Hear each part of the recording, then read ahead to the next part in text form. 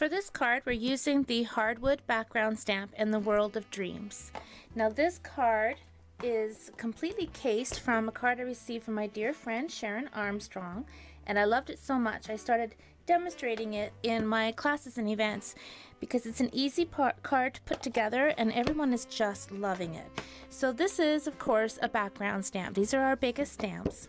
And I'm going to use tone on tone. So I want to use my crumb cake on my crumb cake cardstock. Now I also know my crumb cake ink pad is starting to get a little bit dry. So I'm going to take our crumb cake re-inker and just put some ink on there.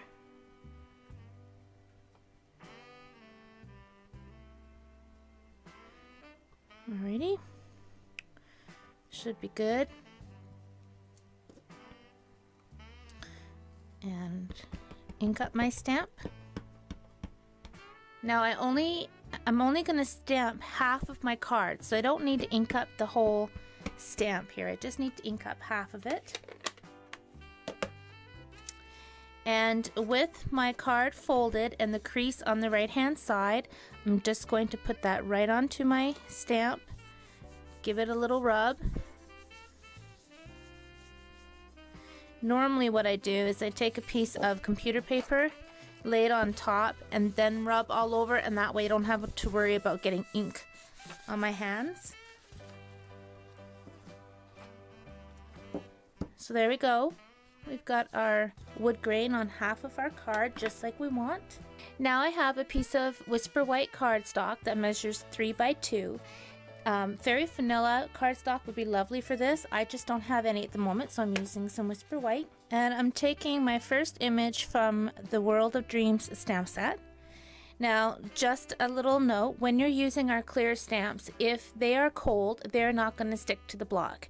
Also, if your block is dirty with oils and dirts and things like that, you want to take some waterless hand sanitizer and put a little dab on, rub it over your block, and just wipe it off with a cloth, and that will stick. But these clear stamps won't stick if they're cold, so.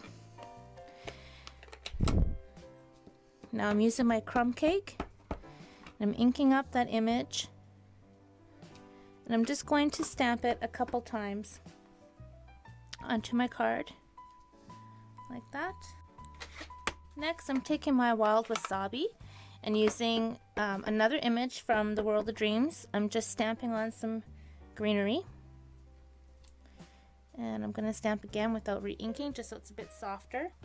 And then this is my little twist to the card. I'm taking my Calypso Coral and inking up the flowers, and I'm just going to add a little bit right there just to add some extra color. Now I'm taking my black StazOn, using the image with the birds and the branch. Love this. Ink that up really well. And then just stamp it right on top of everything. Push down, hold it for a second. Lift off. That is stunning. Beautiful, beautiful. Okay, now it's time to add our expression. So put that on my block. I'm going to take my card base, ink up my image, just stamp it there. Okay, so we're going to put some dimensionals on the back.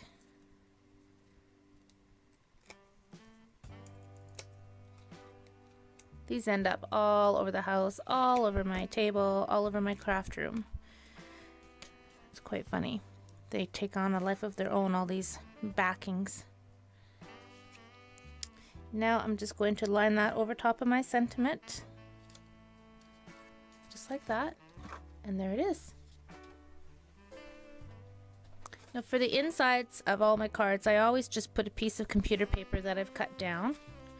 Now you could leave the card like this, or if you happen to have some linen thread handy, we'll put that on the edge of the card and just tie a simple bow. What I like to do when I'm making a bow is I'll put a glue dot to hold my ribbon, or my, in this case, the linen thread down so it won't wiggle.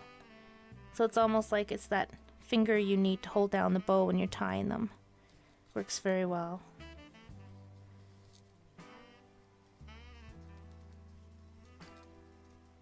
Just give that a little trim. And that really does add a nice touch to this card. So there's a quick card for you. I hope you enjoyed it, and I hope you're inspired to do some stamping. Thanks for watching.